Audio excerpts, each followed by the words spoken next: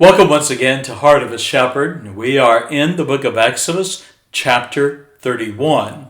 I've titled this devotional very practical. It is this: you might be talented, but do you have the character God desires? Exodus 31. I invite you to open your Bible with me to our study. Well, we are continuing our study of Exodus as Moses concludes his appointment with the Lord on Mount Sinai. Now, he had received the design and dimensions of the tabernacle, its various pieces of furniture to be constructed and used in Israel's daily worship, as well as a description of the garments to be stitched and embroidered for the high priest.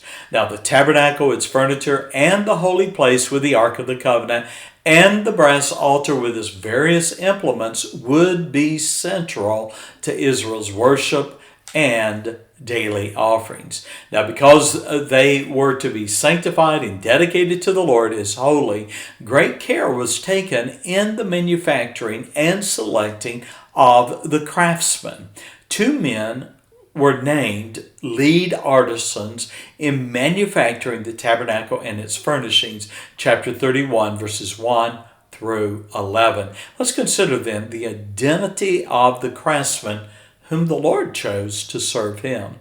And so, after dictating the design of the creation of the tabernacle and its furnishings, the Lord ordained workers by name whom he chose to labor in producing them in chapter 31, verses 1 through 6. And I hope I get this pronunciation correct. First, there was Bezalel, the son of Uri, the son of Hur, of the tribe of Judah. Now, we read that he was a skilled artisan, and the Lord said of him, I have filled him with the Spirit of God in wisdom and in understanding and in knowledge and in all manner of workmanship, verses 3, 4, and 5. And then there was a second craftsman, Aholiab, the son of Ahisamach, of the tribe of Dan. Now, you'll forgive me, I might be mispronouncing these somewhat, but you'll notice too that he was appointed to assist the first craftsman, Bezalel.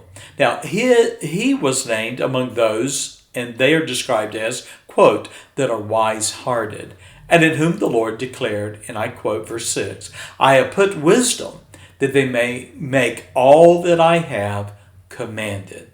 Now, you'll notice also, verses 7 through 11, that the Lord also tasked Moses to employ craftsmen and artisans to manufacture implements for worship and for offering sacrifices.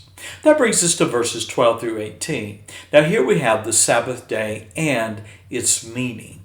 And so the Lord then commanded Moses to teach Israel to keep the Sabbath. Now, we read in verse 13, as a sign between him, the Lord, and Israel throughout your generation, that ye may know that I am the Lord that doth sanctify, literally, set you apart. Now, knowing the temptation to be zealous in the work he had given his chosen craftsmen, the Lord then instructed Moses to remind the men, quote, 6 days may work be done, but in the seventh is the Sabbath of rest, holy to the Lord. Whosoever doeth any work in the Sabbath day, he shall surely be put to death. Verse 15. And so, as a sign of his perpetual covenant with Israel, the people were commanded then to keep the Sabbath, to observe the Sabbath throughout their generations. Exodus 31 and verse 16. Now, as promised, when the Lord ended his communion with Moses on the mount, he gave Moses 2 tables of testimony, tables of stone, written with the very finger of God.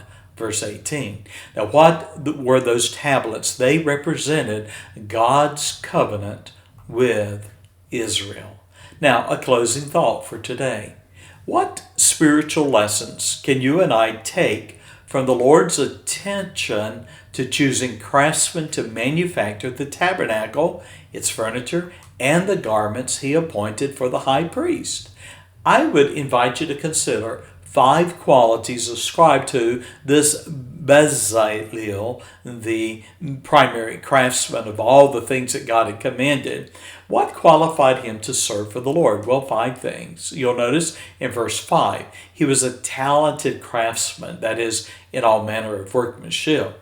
The second quality of the man was he possessed spiritual qualities that made him supremely qualified to produce articles the Lord deemed holy and sanctified. Thirdly, he was identified in verse 3 as a man filled with the Spirit of God, thereby sensitive to God's will and his leading.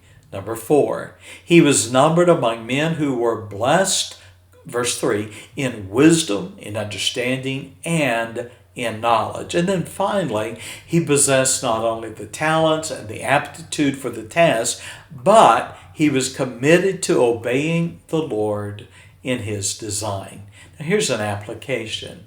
It has been said, people do not care how much you know until they know how much you care. That was especially true of the Lord. He knew Bezalel and Aholiab's talents and skills, but it was their spiritual character that made them supremely qualified to serve him. I close with 2 questions, or maybe 3. What about you? You may have valuable talents and skills and even be considered gifted, but do you have a heart for the Lord? Are you filled and sensitive to his Spirit? After all, that is the kind of man or woman God chooses to serve him.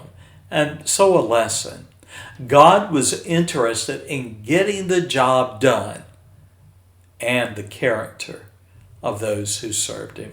Well, what a wonderful instruction it is for us, and a great reminder of the Lord wants those who serve him, whatever that area of service might be, to be men and women who have a heart for God and follow the leading of his word and his Spirit. Well, thank you for being a part of Heart of a Shepherd, and bye-bye.